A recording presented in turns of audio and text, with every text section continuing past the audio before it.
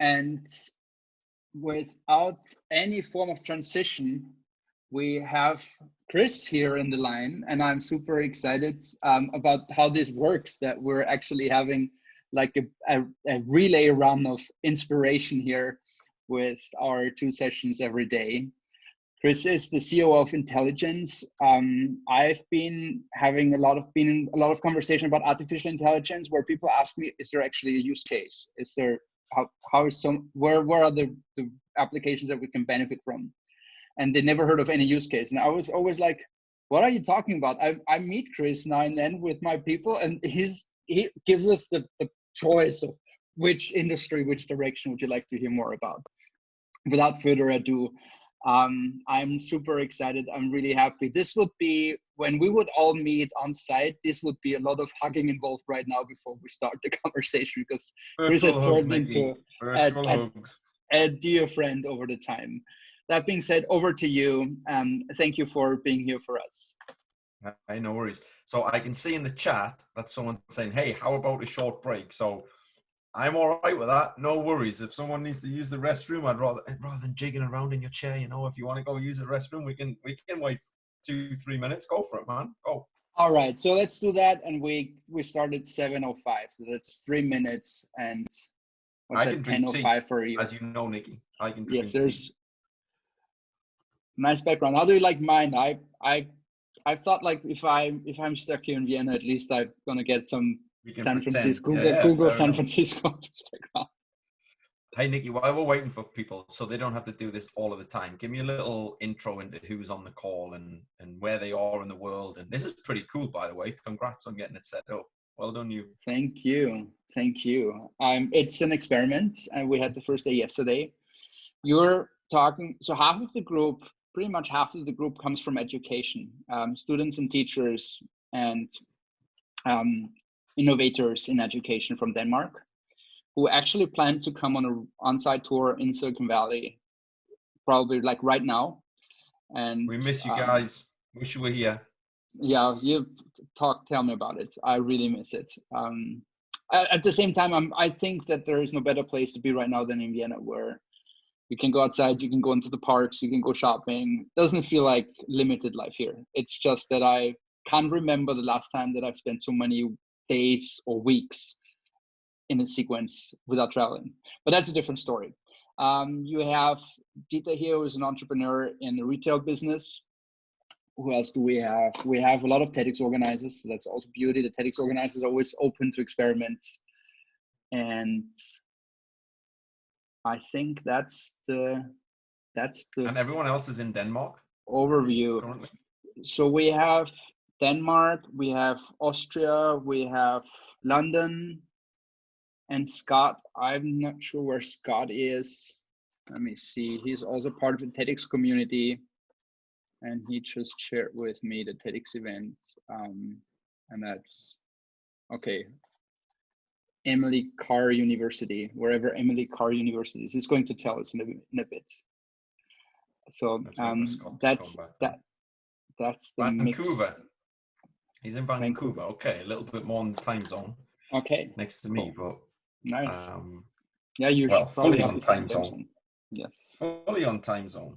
So it's early in the morning for us, but for the rest of you guys, if you've been at this all day, then you're probably pretty tired, right? It's 7 p.m. here in Vienna. I know, it's pretty late, right? It's pretty late for you. I'm surprised that you let me off to a 10 a.m. meeting. I never get a 10 a.m. meeting with Europe. My meetings are always at 6 a.m. So this is like total luxury for me. Oh, awesome. Good to know for the next tour. No, it's actually fine. I also felt like, so even though it's very dense and there's a lot of information, I always feel like this is fueling up time for me. So really happy cool. Well, it looks like everyone's back. See this running. So, I think everyone's back here. It's 7 p.m. So let me not stand between you and dinner for too long, right? But Nikki, again, congrats on getting it up and running. It's a pleasure to be part. I love to. You always congregate the most interesting people, and it's always nice to talk to them, and it's always a stimulating conversation. So let's see if we can keep it conversational, even though we're virtual at the moment as well. So whenever I'm talking, you can interrupt me. If you can I get a also word in, leave it congrats. totally up to you how interactive you'd like to keep this. So if you'd like to have a tour de table of introduction, where we only have 2 sessions, so it's basically open end until people just sign off and leave if they're tired or need to go for dinner. I'll watch. I'll be It's watching. basically, we're on your watch. It's basically how much time you have is the time that we're offering here. It's set for an hour, but I'm not going to. It's not like the session with Sini where we have back to back another one. So Okay, no worries, no worries. So I'm your happy to have. controls over the dramaturgy of this I'm conversation. more than happy to have a conversation all the way through. And Scott, I can't see your face, but I will sense if you leave. I will sense if you leave. All right. He says Vancouver. You're my only West Coast guy right now. So I'll sense. You can So let actually me go out start with shout off the window and he will hear you. I'm going to share my screen, obviously. So let me just do that. Let me do this. Maybe a brief survey to all get on the same page. Let me do that. The question is question one is, do you know what artificial intelligence is? And what's your first association with artificial intelligence? And let me walk you through. I'm starting with Bent.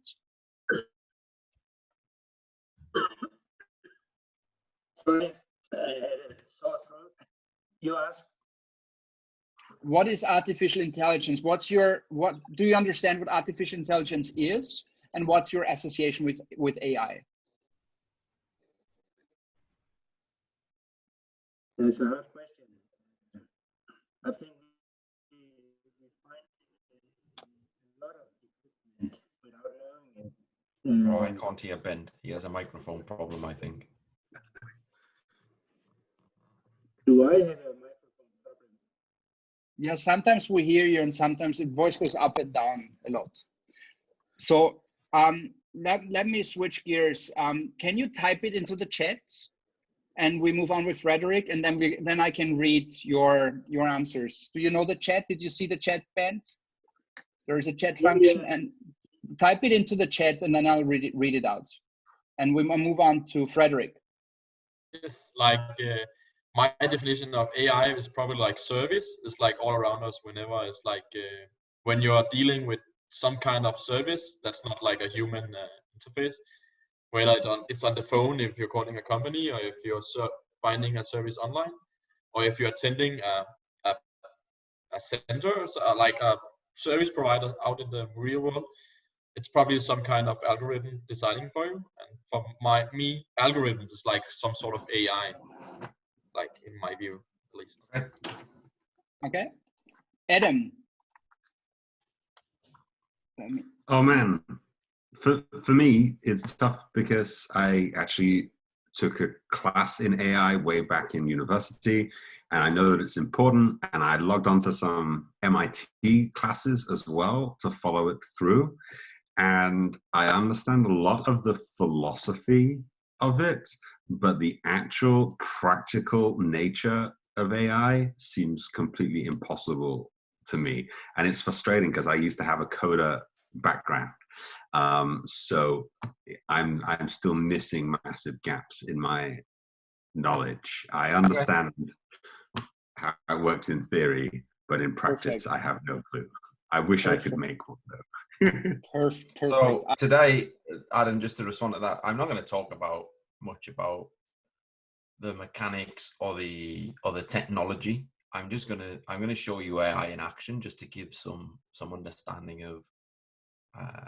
Do people really say there's no case studies, Nikki? I'm gonna put that to rest, okay? Because I'm going to use a lot of case studies, and there'll be a little bit of we use deep neural network or we use machine learning, so there'll be some top level pieces, but I'm not going to dive into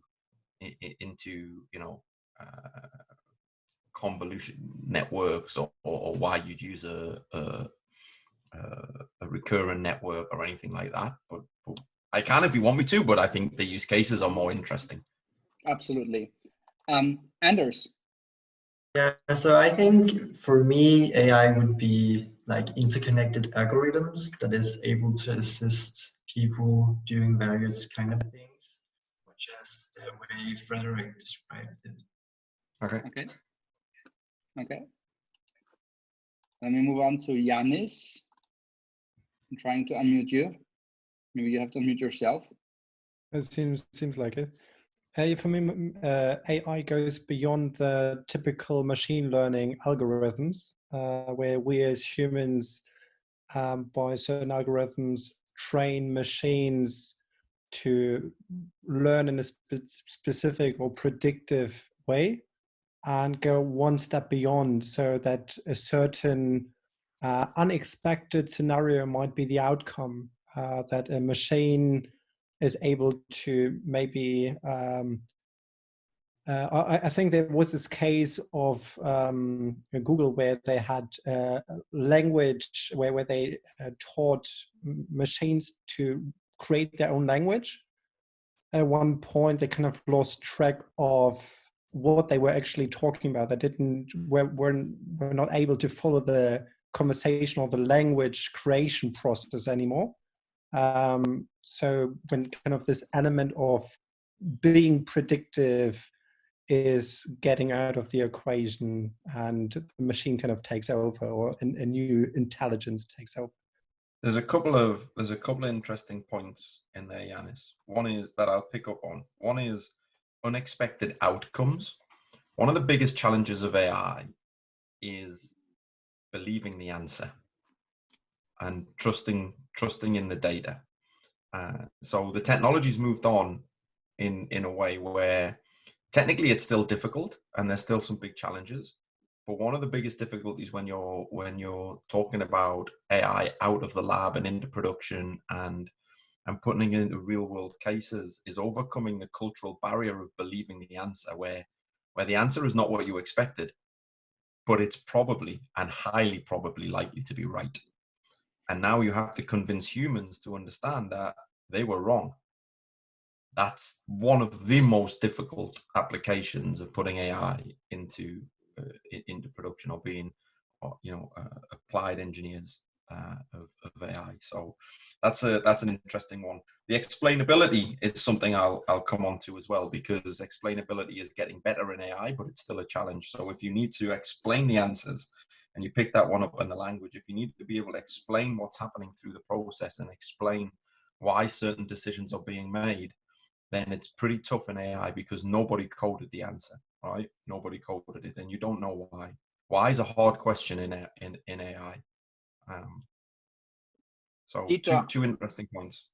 Dieter, I think that conversation might be very interesting for you. You are managing you're in the retail business. You're managing rent at Intersport. So as Chris is a passionate skier, he might have been customer of yours in the past years, maybe because he skis in Austria as well. Intersport? Oh my word, of course.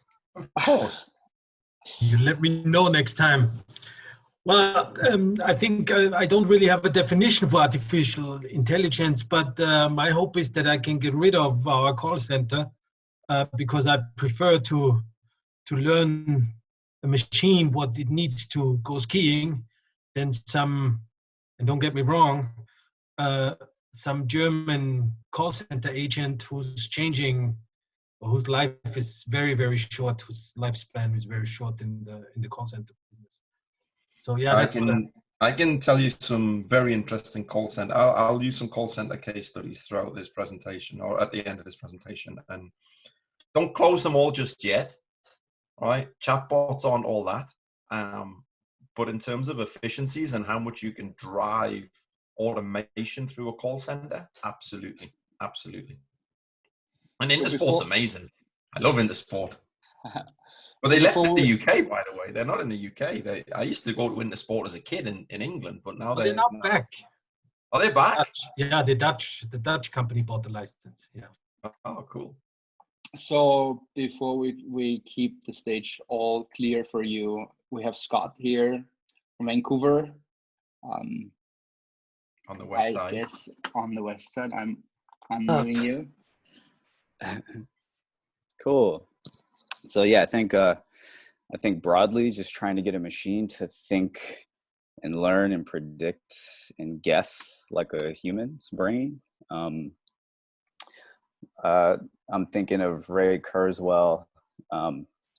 I think he did a thing where like you do a search and it tries to understand the intention and meaning of your question, not just produce an answer based on keywords. And it reads like 100,000 books and gives you the relevant book based on what it thinks your intention was, not just trying to find the words. Counter to that, I think I met someone at TED who was like, well, why should we try to get a machine to be more like a brain?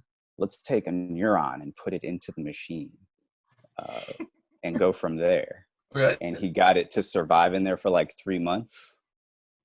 And actually, he used a dog's neuron, and it can sniff out bombs in the airport, and that's his business. Okay. That's outside of my world, but I will describe the context of my world in a second. Stage is all yours, my dear. Okay. Well, guys, it's lovely to meet you. Thank you for sharing your experience with AI. I'm going to keep the first part of the presentation really short and try and spend as much time as possible on case studies. If you have any questions all the way through, any technical questions, any commercial questions, any application questions, more than happy. Unmute, interrupt. I'm happy. No problem at all. Let me Also, there's maybe some housekeeping. There's a chat running. You don't have to bother, Chris. I'm looking into the chat, and I'm going to interrupt if there's something that I feel like makes sense to interrupt you. But you can also kind of post and park your questions in the chat. If you feel like I want to ask this, but not right now, it's totally okay just to write it down in the chat and have it parked for later. That being said, I'm muted. Okay, so let me give you a quick overview of Intelygenz. Just to put some context. So Intelygenz is, we're nearly 20 years old, actually. So we were founded in 2002. So we're 18 years old. We were founded in Madrid. We're still headquartered in Madrid in Spain. With offices, we got a number of offices in the center of Madrid and offices here on the West Coast, which is where I'm based. I'm actually on the East Bay in beautiful San Ramon. But right now I'm in Pleasanton because I'm at home like everybody else in lockdown. So it's strange times right now, of course, for everybody. And hopefully we'll be traveling and seeing each other in the near future. So in terms of size, we're not a huge organization. We're about 160 people. We've been engineering for all of those 18 years. So 95% of our staff are actively coding. So we're definitely a technical organization. We know what we're good at. We stick with what we're good at. Importantly, we know what we're not very good at. So never ask us to design an application. Never ask an engineer to make colors and pretty colors and make it look nice or user-friendly, right? We rely on partners and experts in order to do UI, UX or product definition. We rely on product strategy partners. We are a bunch of developers. We code for a living. That's what we do. And we've been doing it for 18 years.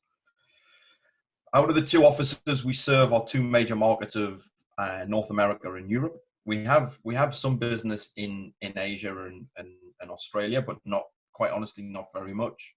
Our big markets are definitely North America and Europe. Over the years, we have been delivering production software, pre-AI, as you can imagine. So we've been delivering software into production. That's our entire focus as a business. AI being only one strand of what we do. Our customers tend to be considerably bigger than we are. So we deliver to some of the logos, or we deliver to all of those logos and more that you see on the screen now. So you'll see that from an industry perspective, we're really broad, right? From newspaper,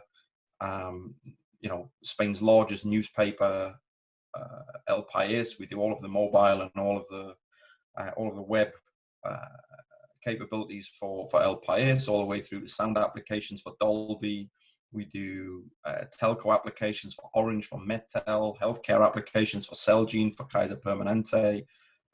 So pretty broad in terms of the industries that we serve. But we're always focused on one thing, and that is putting software into highly scalable production environments. That's our forte. That's what we like to do. Getting it out of the labs and putting it into core capabilities of our clients. If you look at our business in a nutshell, this is what we do. We do pretty much two things. We automate process and we build product. They are the two things that we do as a business. And we've been doing that for, like I say, for 18 years.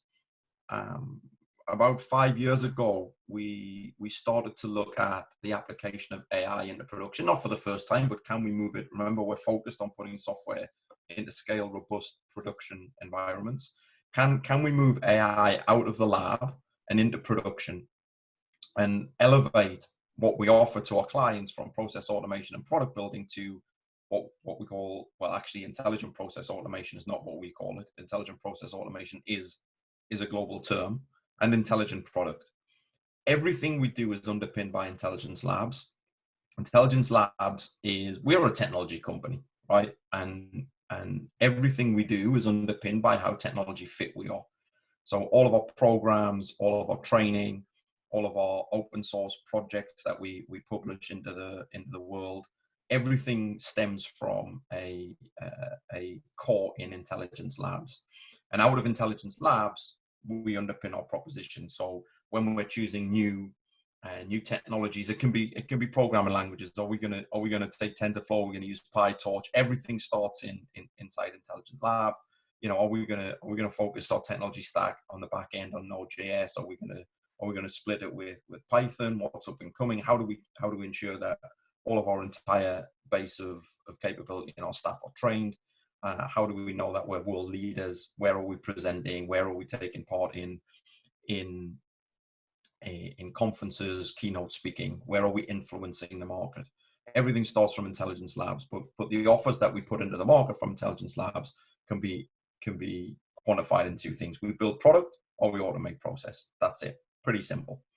I know today AI is a focus of what we want to talk about, so I'm not going to talk too much about building product or automating process without AI. I'm going to focus on some of the AI use cases and how we do it, and some of the learnings that we found over the past 5 or 6 years where we've been applying artificial intelligence to our client base. And everything I'm going to show you is case studies that are in production. So if it was a case of, are you looking for areas where AI is being applied, you're gonna see them in this presentation. However, I'm not sure AI has any viability. Are there any use cases? You know, it's not a massive leap from the truth, right? Because less than 15% of companies in the world have artificial intelligence deployed in production. Less than 15%. And I tell you, we moved that number from 4% last month, right? I'm not sure I believe 15, right? I think it's significantly less than 15. And remember, this includes some of the big players like Amazon, Google, Netflix, and we'll have a look at those in a couple of moments and put the market in context. So I can understand that it's still a little baffling, that it's still a little, is it real? Is it still witchcraft? You know, is it science fiction, or can you apply artificial intelligence? And the reality is you can apply artificial intelligence into production. You have to really understand what are the capabilities, what is Hollywood versus the reality. For sure, you need to know that, right? You need to know, you know, mimicking, you know, Ex Machina or any of the other Hollywood films of robots is probably and highly likely not to ever happen in our lifetime. But there are occasions where AI is significantly capable of adding value to a process or to a product in order to bring value to a market. And as I say, we'll see some of those. In terms of where do we fit in the marketplace? So putting neurons into computers, absolutely on the left-hand side, right? There's a reason we have an office on the West Coast. There's a reason why we have a CTO here on the West Coast. Is because there's a huge amount of research happening. Someone mentioned before that they've done some MIT classes on artificial intelligence. We love these researchers. These guys are pushing the boundaries day in, day out on how effective artificial intelligence can be. We love their output. We stay close to their output, but it's not what we do. Yeah. So every day we're reading, we're listening. We have 160 people that are following on Twitter, on Medium, on Reddit, on anything they can get their hands on in terms of publications of what is happening in the AI world, to see if we can put it into the labs and see if it emerges out the other side. But it's not what we do as a business, other than staying close to them. We have what we've called end users. It's a bad term, but these are the guys that are implementing, the people who you expect to be in this box, right? The Ubers, the Netflix, the Facebooks, the Googles, the Amazons. These guys are putting AI into their core products, their core offerings every day. They have huge AI teams. They spend billions of dollars on AI application. And they do a really good job of taking and evaluating and applying AI to make their businesses even more successful. Again, that's not what we do. Let me just move this out of the way. What we do is we provide all of those capabilities, and we believe that it doesn't have to be just these big 5, these big 6, 7 organizations. We believe that lots and lots of organizations can take value out of the application of AI, but don't necessarily and can't necessarily attract all of the AI capabilities and all of the AI talent that they would need, nor do they maybe want to, because they're a retailer or they're a bank or they're a pharmaceutical. And actually, software is not their business. Their business is not software. Their business is somewhere else. But there's a huge amount of value that organizations, and so if we can democratize the access to artificial intelligence in those use cases, then we can start to allow some other organizations outside of these top 6, 7, 8 companies in the world to take advantage. There are also underpinning all of the tools and frameworks and libraries and capabilities that all of the people above are using these tools, and you may have heard of many of them. So, of course, we're using the compute power on AWS or Google Compute Engine or Azure, Data Robot, H2O AI. You could use words like PyTorch and TensorFlow in here. Depends what tooling we're talking about. But there's many tools, but all of the above categories are using this tool set.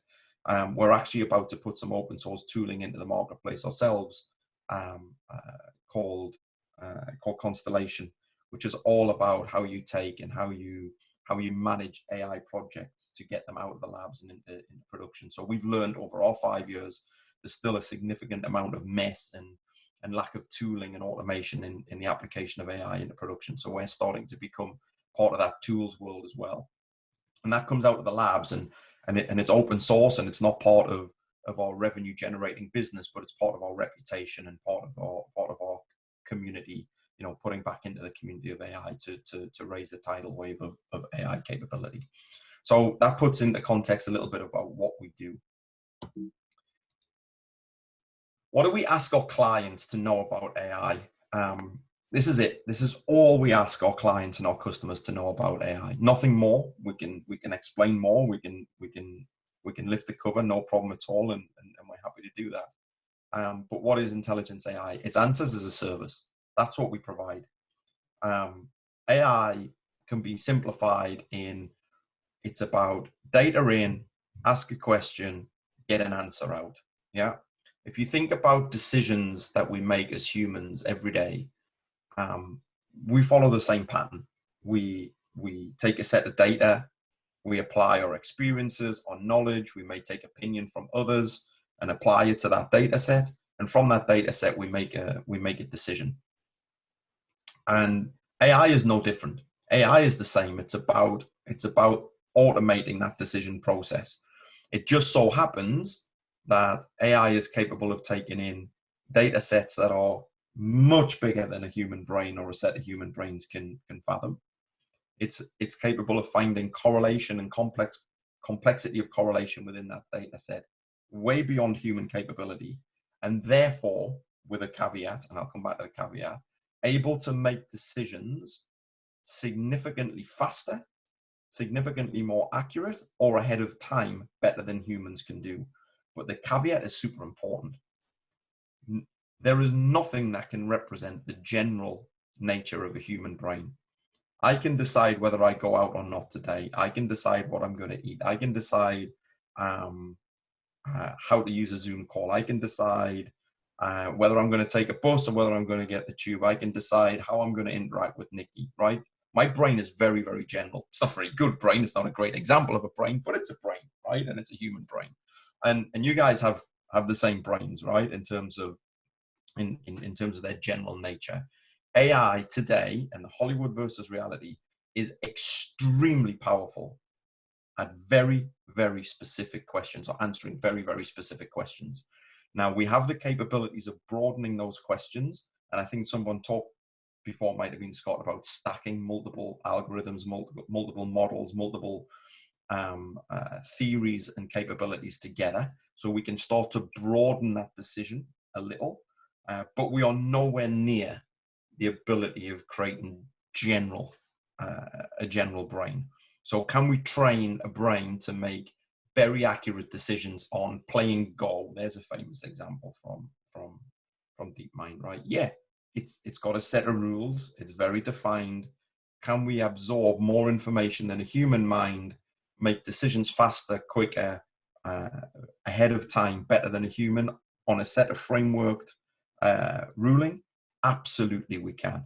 And AI is extremely powerful in those cases, but not on a general basis. We're not at Ex Machina yet, right? We're not at Westworld. It ain't happening, right, in our lifetime. I'm sorry. I think we'd all love to go to Westworld, but no, it ain't gonna happen in our lifetime. Data in, ask a question, get an answer out. That's it. That's our service. That's how we sell AI to the world. This can be within a product, or it can be within an automated process, and we don't care. We don't care. Often we've built the product, and often we've automated the process before we even get started on AI. Quite honestly, and we've done some software projects. That's how we tend to move into AI with our clients. The thing we learned pretty damn quickly with AI was having the technical capabilities to deploy AI was nowhere near enough to win in the marketplace. We learned really quickly that we needed at least two other things. One was a very defined process to get from the start to the finish of an AI project. And the other was the commercials to mitigate risk and time investment for our clients in order for them to even partake in that journey.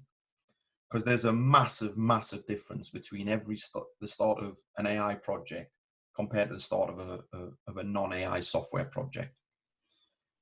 We have a 100% track record in delivering software to our clients over 20 years, which we're hugely proud of. Not because we're superheroes, quite honestly, it's because we adhere to some strict methodologies of software deployment. But AI has a fundamental difference at the start of a project, which is on a software project, we know we're going to deliver it. We might be a week late, we might be a week early, but we know we're going to deliver it. At the start of an AI project, the answer to nearly every question is we don't know. How much data do we need? I don't know. What level of cleanliness do we need in the data? I don't know. Is there any correlation in the data? I don't know. What accuracy of this answer can we get? I don't know. What compute power is required? I don't know. Right? So the start of an AI project, nearly every question, the answer is, I don't know. We don't know. And if you ever engage in an AI project with us or with anybody else, if you do it with anybody else, I'll be sad now, but if you ever do it with anybody else, if they tell you that they know the answer before they start, really seriously think about whether that can be true or not. Now, if it's an answer to a general AI question, just to get a tiny bit of detail here, that might be true. So what accuracy can you get on natural language processing on the English language? You can make a good guess at that because there is a lot of historic data based on processing, natural language processing on the English language or German language or Danish or whatever language you want to pick. But if it's about answering questions on a specific data set, right, which is not general. So I would class the English language as a general data set where you can absorb and train an AI on a lot of data that is well known. But if it's about training on a really specific data set that is known to you as an organization, but is not known to the rest of the world, the answer is, I don't know. Has to be, I don't know. Yeah. So what did we do? So we created and defined and refined this process. And I have a whole slide deck just on this process, but I'm not going to bore you with that today, right? But if you're interested, I can take you through it. But let me just start with the blocks. So it starts with what we call human training. And we have to say human training because we have to differentiate between training humans and training the AI on data. And I told you earlier, we're not consultants, and we're not product specialists, and we're not UI UX guys. We're coders. And we soon learned that we possibly need to be consultants with our clients in order for them to understand the art of the possible and the impossible with AI. But we're not consultants. So what did we do? We could either start a consultancy practice, or we can stick to our roots, and we built an academy. We built a training program based on AI. And this is a 1 day, 2 day, or 3 day program that we invite our clients to. And we start on day one with, what is AI? Hollywood versus reality. What's a global minimum? What's a local minimum? What is training? What is synthesized data? What is an algorithm? What does pre-processing data look like? What's the difference? Some super non-technical. It's as non-technical as we can get on day one, which is, what is the difference between automation and AI? Because most of our clients start off wanting an AI project, or think they do, and really what they want is pure software automation. Call center is a great example. We use AI in call centers, but a lot of what we do is just software automation. Yeah, about integrating software platforms, making if-then-else decisions. There is an argument, by the way, that if-then-else is a decision and therefore can be encapsulated in the AI world. I don't buy it because I think it's a little bit theoretical. But we start in the academy educating our clients where they should be looking within their business of where AI can help them. Out of that, we get a whole list of things, some automation, some AI projects, and then we start to prioritize, and we go into what's called a discovery. Discovery is about taking all of the I don't knows out of the equation as fast and as cheaply as possible. It's about fundamentally experimenting hard and fast. It's also about definition. Whenever we start an AI project, we start with two hypotheses. One is called the technical hypothesis, and the other one is called the value hypothesis.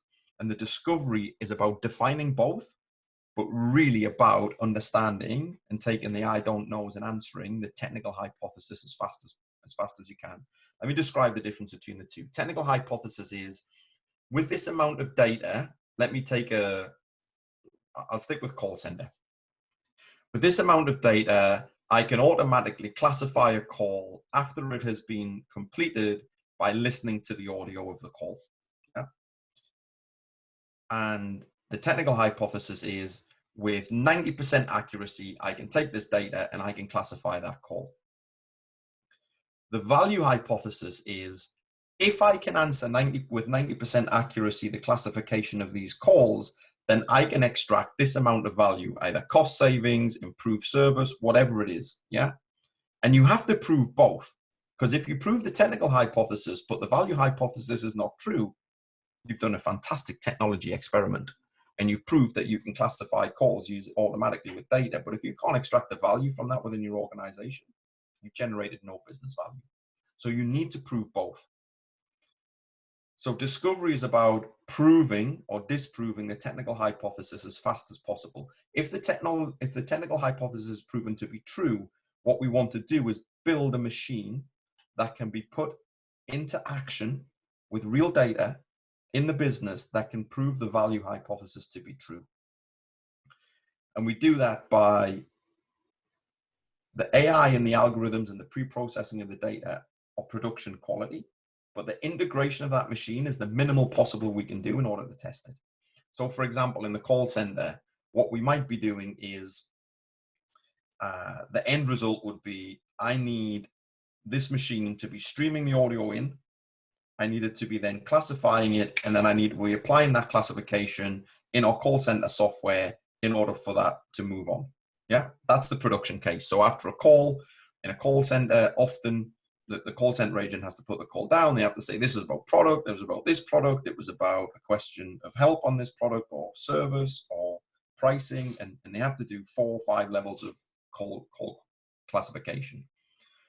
So I'm saying we can automate that, and we put that into production. But before we even do that, what we want to do is run the machine in shadow, right? And we want to say, okay, we're going to take the streams in, but we're probably going to batch them. We're not going to integrate it. And then the output is, I'm going to give you a CSV file with IDs of all these calls, and you're going to find out whether they were classified or not.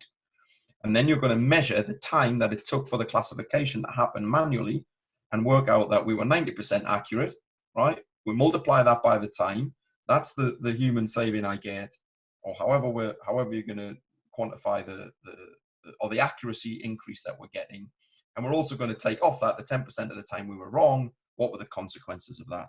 Then you can prove the value. Once you prove the value and we say, yep, this is a goal, it's then a software project. You're taking an AI solution which has an API input, so it's a data input. It has an answer output API, and you're integrating that as a piece of software. It's a black box that you're integrating. That's a software project at that point. And then importantly, once we're in production, like any software, it needs maintaining. The infrastructure needs maintaining. The software code needs maintaining.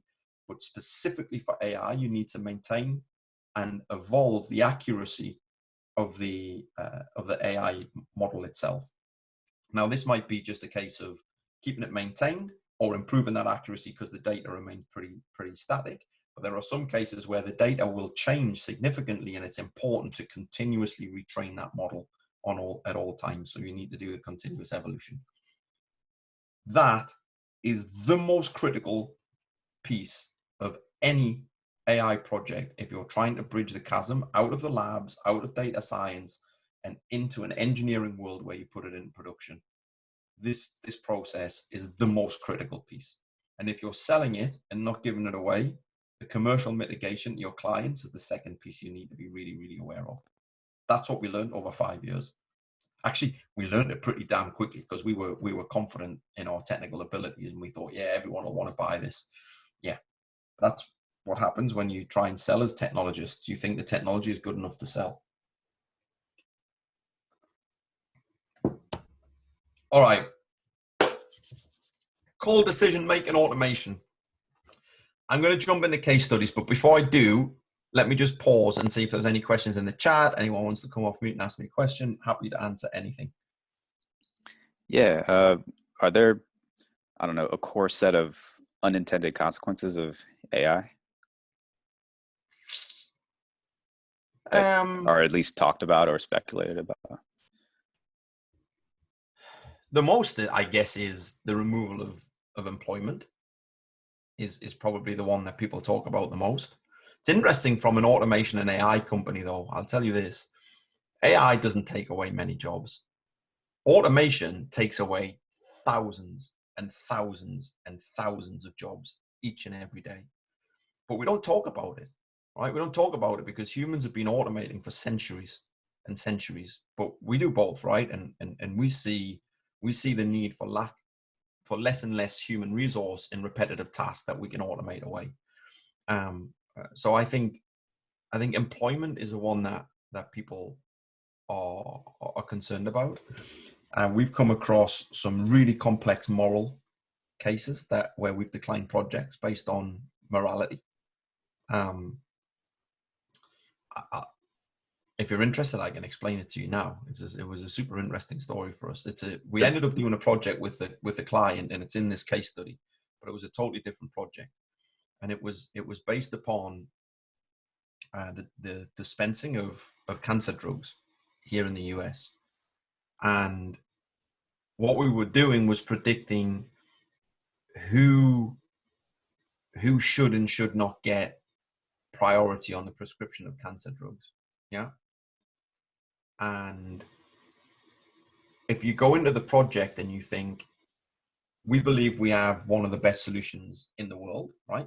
That's why we're in business of putting AI into production. So we think we can make one of the best decisions in the world. And the cancer drug company, obviously believes they have the best cancer solution for their patients. And we're like, well, hold on, what's the moral dilemma? If you can make the best decision on who can have the best treatment, we're in good shape here, right? And that is true. until you come to the process of how you arrive at that solution. When you arrive at that solution, you have to think about how you get to accurate answers, and you need a training process. And when you're training in AI, in order to know whether it's accurate or not, you need a placebo group. Yeah, you need a control group. Now, this is the same for this situation, or whether it's for predicting churn in a telco. So if I go to predicting churn in a telco, we run the data in and we say, right, out of all of your clients, here are the top 10,000 that are going to leave your network today. But take a random sample over the 10,000 and do nothing with them. Because what we need to do is prove that the AI is accurate, right? So we're saying they're going to leave, but if we don't let them leave, we'll never know whether we were right or not. Yeah. Well, I don't really care if somebody leaves a telco network or not. I don't really have no moral dilemmas on whether they switch from one provider to another. It doesn't make any difference to me morally. But if you take that back to the cancer drug one and say, okay, we need to know whether this is an accurate machine. Let's take a random sample of these people out of this cycle. A cycle where we believe we are the best decision makers and you have the best drug, and we won't give them the decision that we thought was the right decision, just to see if our machine is right. We can't partake in that process. So we said no. And for a small business, it was a very, very, very lucrative contract, And we had to walk away. So there are some, I don't know if there's a core set, but there's some in our experience that are beyond where we will walk with AI. And it wasn't to do with the answers. The sad thing is the answers will be super good, but you have to leave people out. And that's a very, very tough decision, and one we weren't willing to make. I hope that answers a question in a real way in terms of. Yeah, gotcha. Thanks. But I don't know if there's probably more examples. They're just the ones we came across. With churn, we do it. If I can tell you now, we do churn examples, and we say these guys will leave, and you have to watch them. Yeah, they left. What happens is the telcos become more and more confident in your capabilities to make decisions, so they squeeze the placebo group down and don't leave these guys, and they get greedy. But then you have some training issues. But anyway, that's a real story. That is a real story. Any other questions? All right, let me go through and talk about some case studies. This is a telco. This is something one of our most recent projects that we've deployed. It's a telco in New York called Metel. They provide B2B telco services, resellers of the big networks. Great business, really nice business, great guys, going really, really strong. And actually a big channel partner of ours now. They sell a lot of our AI capabilities through their clients. But what do we do? What do we do for them? I'm not even going to use this. Boring. The picture's better. I'll tell you what we did with them. They sell a service called SD-WAN, and they're growing and growing and growing. And it doesn't really matter what SD-WAN is. It's internet service, managed internet service. And it's just growing rapidly, right? It's exponentially growing. What happens is, as it grows, the number of trouble tickets, it's technology at the end of the day, the number of trouble tickets that they're receiving is also growing. And that creates two problems. One is they can't separate their cost growth from their revenue growth, because the faster they grow, the more people they've got to hire off the street to be customer service agents. And secondly, the more people that they hire and the faster they hire them, the quality depreciates. And because they don't have experience, right? So because they're hiring people off the street. So they asked us, they said, do you think you could, one, automate some of the processes that we've got within the flow of the tickets? And secondly, do you think we can automate and get to zero human touch on more aspects of trouble tickets coming in? Guess what our answer was? Yes, we can automate the task. I don't know if we can automate the decisions, right? So if you think about automation projects, intelligent process automation, I said earlier, process automation is software. It's the automation of tasks. It's if then else statements. It's doing things on systems. It's the integration of actions together. we know we can do that, right? And the majority of what they were doing was automated task. So I'm going to get really real. Here's the process they have to go through. They have to monitor the SD-WAN. They have to alarm on failure. They have to be able to initiate a ticket or create a ticket. They have to be able to then triage that ticket. So they have to dig into some systems, find some logs, and understand, gather some information and data of what's going on. We can automate all of that process, and we did. Pure software, no artificial intelligence whatsoever. It was just a case of putting a monitoring platform and a service in place, making sure that we automated the alarming. Once the alarming happened, we automated into their ticket system that our alarm is automatically creating the ticket. If the ticket's created, we know the ID of the SD-WAN. We can go and gather some logs. We can gather some logs on the edge. We can gather some logs on link 1. We can gather some logs on link 2. It's a pretty simple service, SD-WAN. All of that, pure software, we automated. And we take all of the necessity to do repetitive tasks. To do that was taking a human 18 minutes of time. So actual effort was 18 minutes. It was taking sometimes up to 4 or 5 hours because of the number of tickets in the queue that are being created for someone to get to that ticket, right? So that's a capacity problem. Automating the task doesn't solve the capacity problem, right? Automating the task actually increases the capacity problem because you're speeding up the amount of tickets that are being created.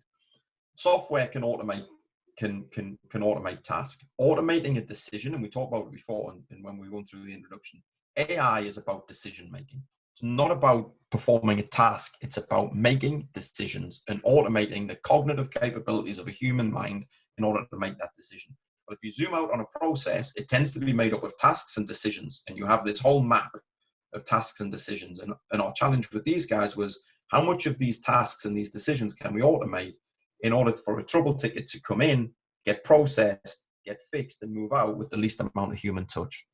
And that's what we did. And on the tier 1 piece, we've automated that decision. So we take the logs, and the next decision on that process is read the logs and perform the next best action. It's way beyond the capabilities of an if then else statement. The data is unstructured. It's way too big. We need to perform some training. And what we wanted to do was, how do we create the best service? How do we create the best service agent that Metel has ever had or ever will have? And the reason we can do it is because we're going to train on every single historic ticket that has ever gone through this process, which is about 7 years and hundreds of thousands of tickets. So we're going to create the best decision-making process that any Metel service agent, even the most experienced service agents, haven't seen at all. But the AI's seen it all, so it can make accurate decisions. So where we're at now is we can automate every single task up until the decision, 100%, all done. No human needs to touch that anymore. Repetitive gathering logs, no need for that to happen. 18 minutes on thousands of tickets saved. It's a massive saving.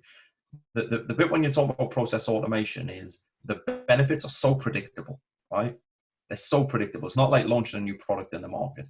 They're highly predictable benefits because it's, well, if I don't have to spend 18 minutes here and these guys can go and do something else, then I just multiply that by salary, by 100,000, by this. And if I'm growing like this, it equals this. Let's just go. Let's get this done, right?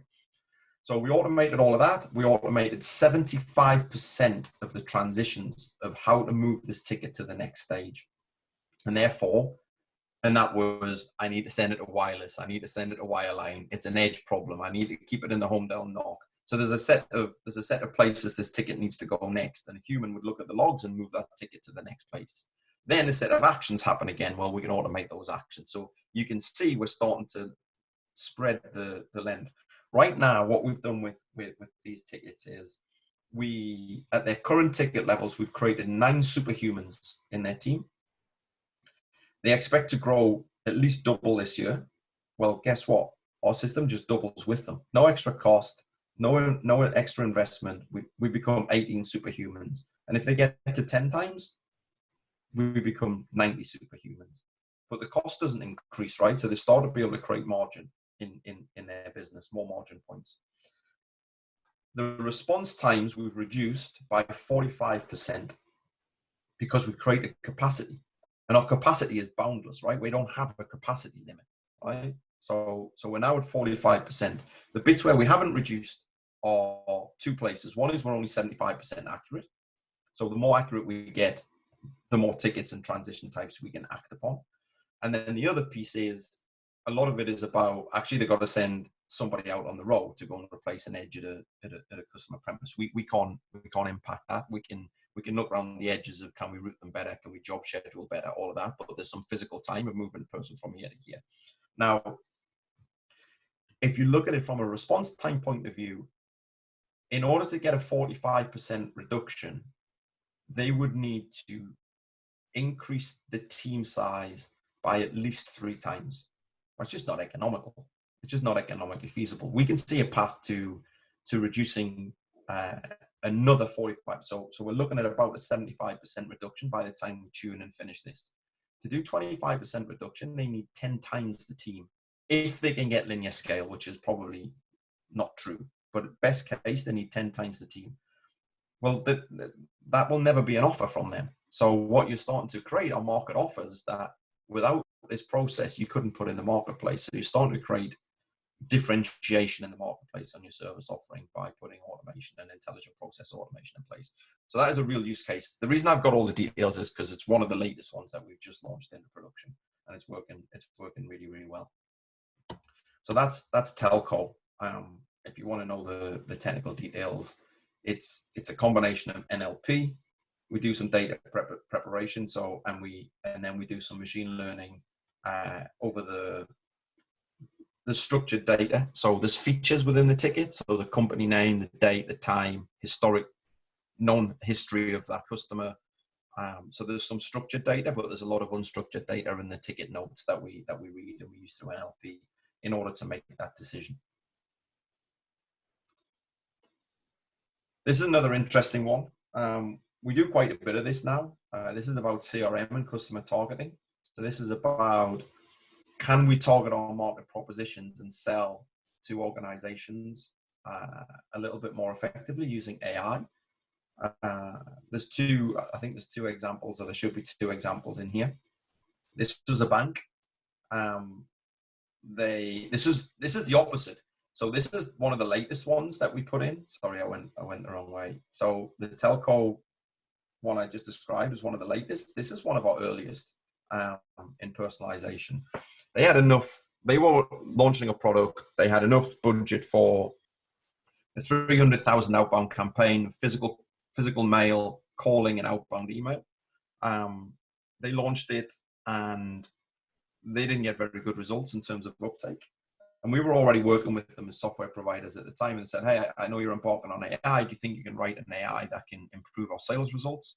Our answer was, I don't know, but we should try, because you've got great training data, right? You've already ran a market proposition. You've got incredibly good labeled data, right? So we can certainly put some traditional machine learning across that labeled data and find out if we can find correlation. And they said, okay, we'll put together the budget to do another 300,000 outbound user campaign. You tell me the best 300,000 people. Remember, this is one of our first AI projects and one of our big clients. And we said, yeah, we can't find 300,000 people that want to buy your product. We were a bit nervous about that. And remember I said earlier about convincing humans that the answer in the data is the right answer. And we have to believe the answer in the data, right? And we couldn't find 300,000 people with a propensity to purchase that product. And we were pretty bloody nervous about that, I'll tell you. But we told them, and we said, we can only find 156,000 people, but go and market to these people and see what happens. So they took half the amount. You can see the numbers on the screen. They took half the amount. They sold 4 times as much. It wasn't quite 8 times. Wasn't quite half and 4, but it was pretty close. And they had an uplift of nearly 700, nearly 800%, nearly 8 times on what they did. And we do a lot of this now. We do a lot of CRM targeting. It's a really effective way. This one was slightly different. This is a Turkish bank that had a different problem. These guys were selling to business, and what they wanted to do was look at 2 products and see if they could increase the performance of their sales team. by using the market information. So one, can I look at propensity to purchase? For sure. Or there's some people that I should spend more time and attention on than others. But there was also a little bit of, are there some things and some actions that we take that have a better effect? Really what this was saying was, are there some sales reps that are better than others? And if there are, why are they better? And can I make the worst one as good as the best one?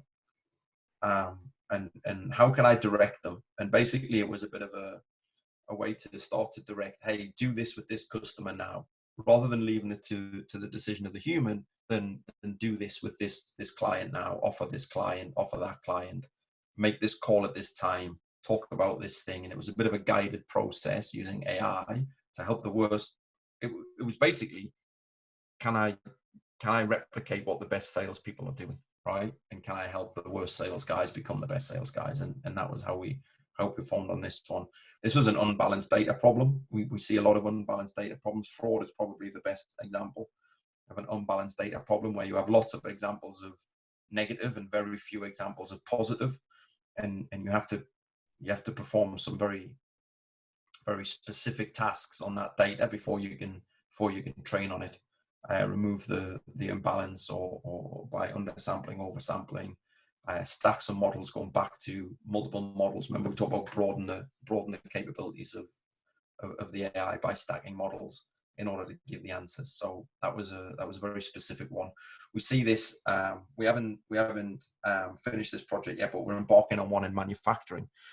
Remember earlier I showed you that we go across loads of industries and loads of use cases, but a lot of them boil down to very, very, very similar solutions. So if you think about this as banking and selling financial product in Turkey, we're using a very, very similar methodology in a manufacturer here in the Valley who manufactures silicon chips for mobile phones.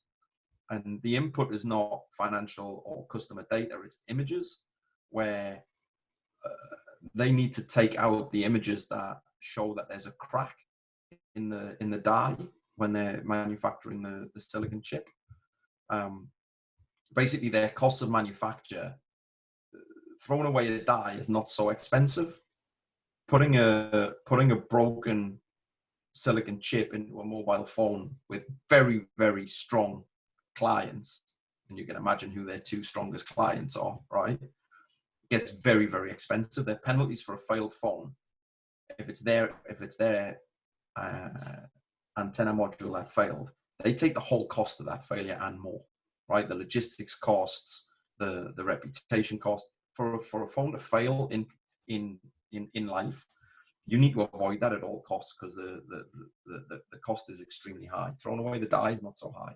So if you can spot the faults in manufacturing, it's of high value. And it's the same, right? We have millions, billions of examples of no fault cases and very few examples of fault cases. We use the same process. The input is image, not financial data. The industry is manufacturing of silicon and not banking. For us, it looks the same. It looks the same. The engineering of the solution is slightly different. This one can live in the cloud. When it comes to the engineering of the manufacturing solution, it has to go into the camera machine itself. So there's a bit of difference in the engineering and the capabilities we have to engineer the model to, but the theory is the same. The theory is the same, which is why we look like we're spread across many industries, because the technology is the same. I have a quick burning question. You're talking about banks and different industries and major companies. Would you say that your organization or your field has a significant macroeconomic impact right now, either on a country or the world? Yes. Amazon has a significant macroeconomic impact on the world, I would say. And they use a hell of a lot of AI. So if we're talking about the field, yes. Are we big enough to have a macroeconomic? No, I don't think we're big enough to have a macro. I'd love to think we had some level of influence on macroeconomics. I think we have huge impact on the macroeconomics of our clients in their sphere of the world. For sure, yes. But macroeconomic in the definition of the world, I don't think we have that impact. We're not Amazon. Do I think Netflix has an impact on the world? I think the world can be massively, massively thankful for Netflix right now, because I can tell you these Zoom calls would not be working if Netflix were in the business 5 years ago, because they put a huge pressure on the core networks of countries around the world to be able to stream video. So for sure, they had a macro impact on the world. No doubt about it. And they're using a lot of AI, I can tell you. So AI, yeah, I think it has a macro impact in the world.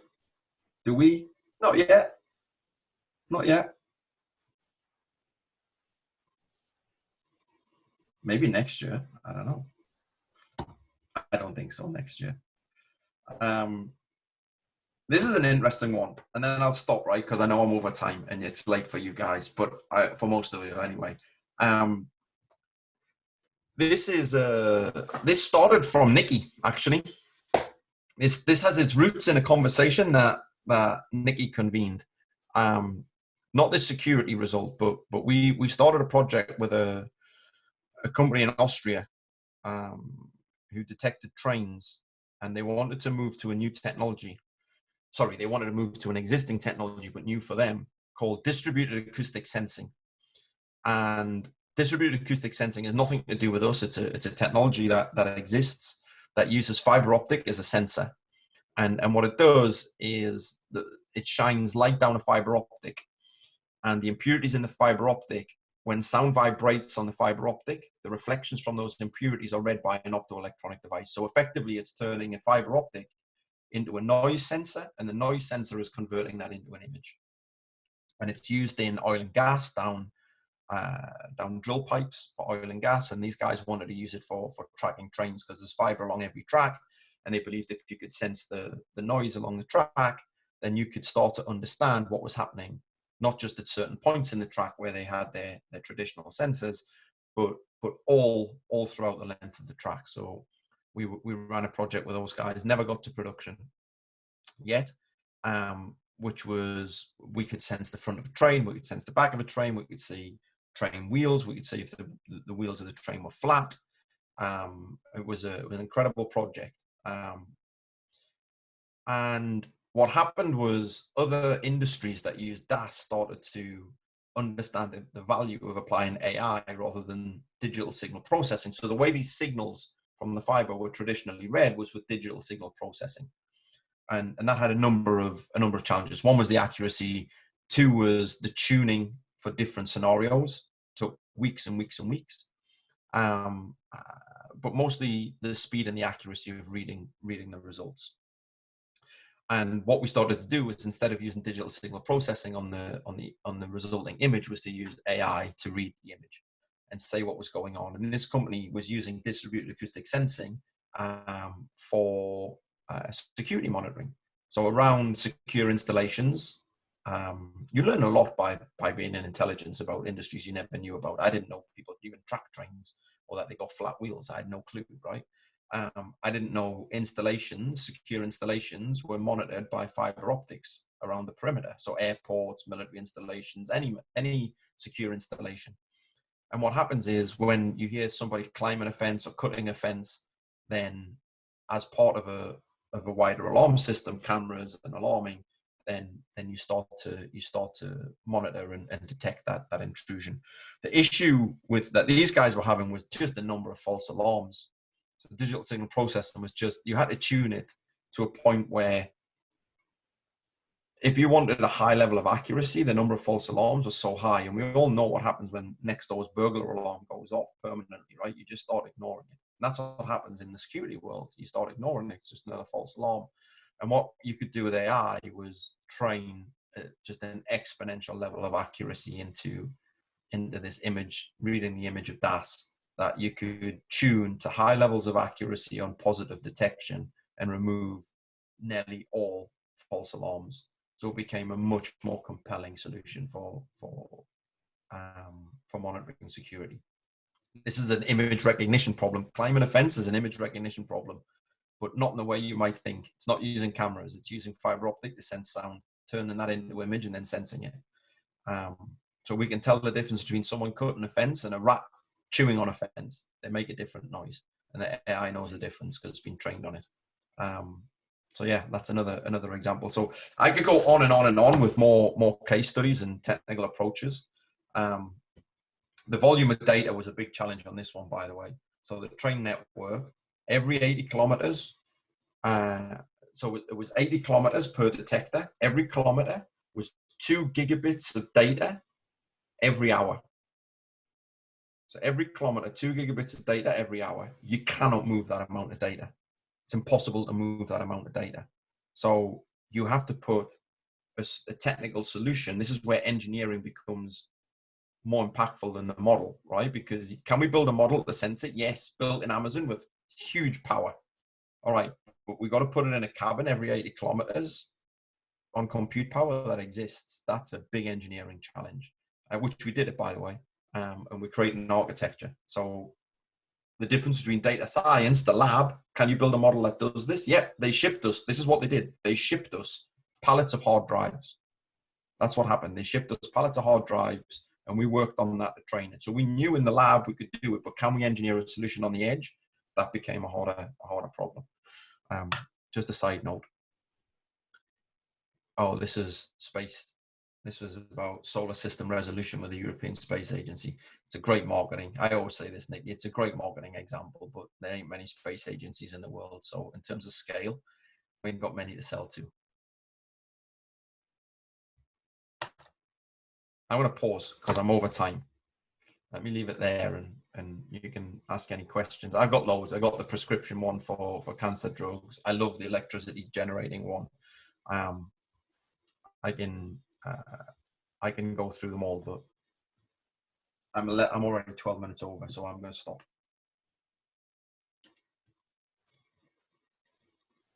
Do you believe there's case studies now? Real applicable case studies for AI. They exist, I promise you.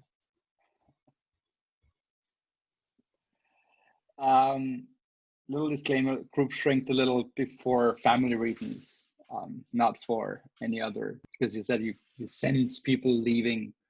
I hope Bent didn't just fall from his chair. That's I know it's getting late and I overran, but you start me on AI. I just can, I mean, we had this conversation so many times and I was like, wow, I'm so psyched. I can listen to over and over again. But this is for you guys. So open mic, unmute yourselves. Challenge Chris. Ask questions. Watch, let their brains explode and enjoy it. All the good stuff. And I know it's late. Well, Dieter. Okay, go ahead. Well, first of all, Chris, thank you very much for your presentation. I think there were marvelous examples. I've never heard of fiber optics. Also besides AI use cases, there were information bits in there which I think are really interesting and useful. Maybe I at some point lost track because I'm still kind of curious to understand the difference between machine learning and AI, because what you described was we train the AI, and so I'm kind of curious to understand at which point do you even lose the control about over the decision-making capabilities of the AI? Is it kind of an extended machine learning algorithm, or don't know? We use both. So AI, I'm going to put it in the two major buckets that we deploy solutions. Some are machine learning, so they are, and for those who want a little bit of deeper information, machine learning is an algorithm, right? So these are random forest or other kinds of set algorithms that have many different variables in them, and you can start to train. You still train, right? You still train the AI even with machine learning. So you're starting to move the variables up and down on this random forest or other type of standard algorithm in order to fit to the best accurate answer you can get. Yeah. But you still automatically, you're feeding back answers and the machine is moving the variables, right, in order to say, right, this is the algorithm I want to deploy, and this is what I want to this is how I want to deploy. That's AI. It's still artificial intelligence, right? It's using machine learning, but it's artificial intelligence. In a similar way, we also use deep neural networks on occasions. And with deep neural networks, you don't have a set algorithm in the equation. What you're doing is you're creating layers of neurons, different shapes. So the data scientists will choose the shape of the shape of the model that they want to use, and there's different theories for different shapes that are good at different capabilities. And what you will start to do is just train, and the model will start to put weights to the neurons, and you don't know what they are, right? You don't know what they are, or you might know the weights, but you don't know why, right? It's probably a more accurate way of describing it.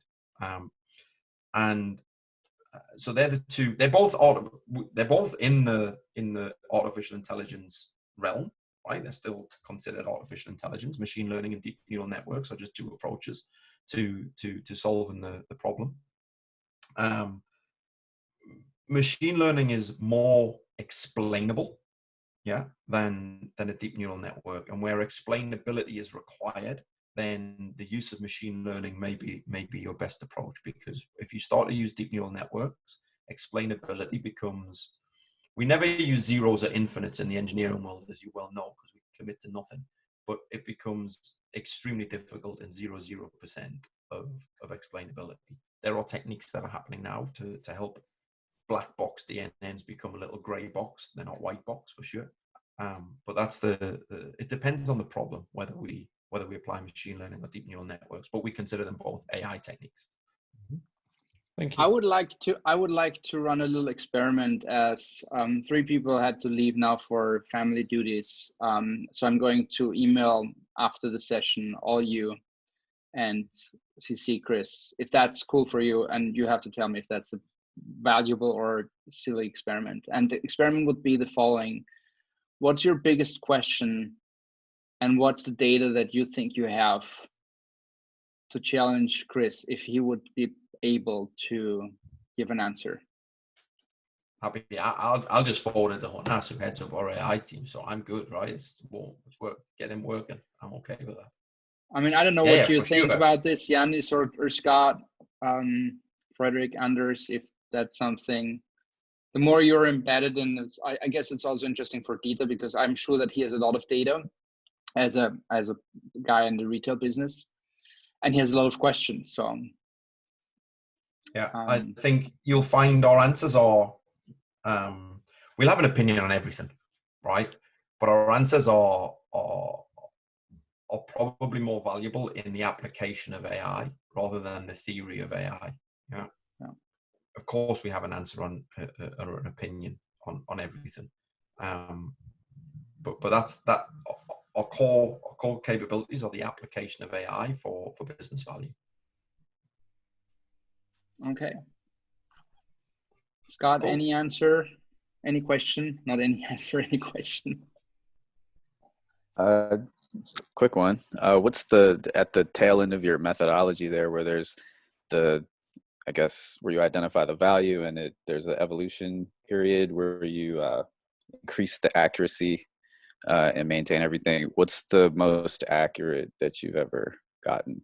I guess maybe depends on what kind of job actually. it is, but it's on the we got challenged to do 99% accuracy on the pharmaceutical example, but there's really high correlation in the data, right? So we can do it, but it doesn't mean we're awesome, right? It means there was high correlation in the data.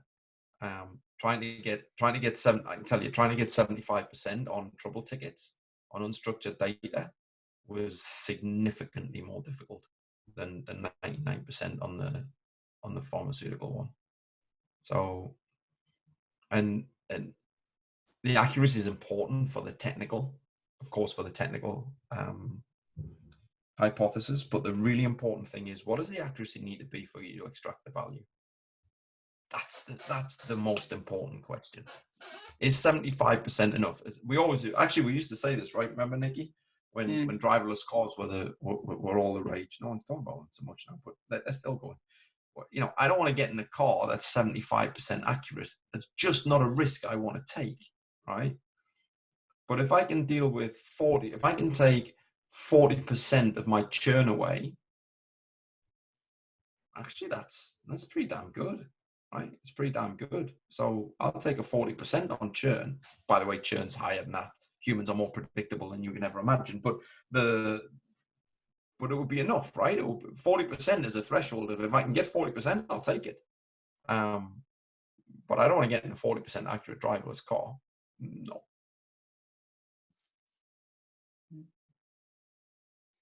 Chris, thank you so much. I guess I guess in the meantime you're used to this, to talking to a camera or to a wall, to a virtual wall. Oh man, I spend hours in this seat. It's yeah. I hope everyone stays safe. They stay well.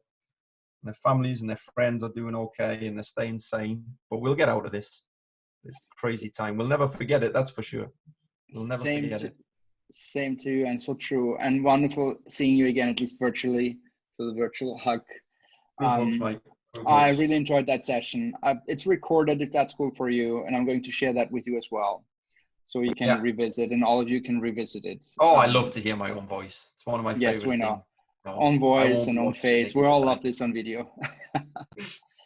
That being said, all right, guys, have a wonderful day, because two of you have a day ahead of you, and the rest evening and night, and we see each other tomorrow for the next sessions. Well done again, Nikki. Well done. Thank you, everybody. Nice to talk to you. See you guys. Bye-bye. Bye.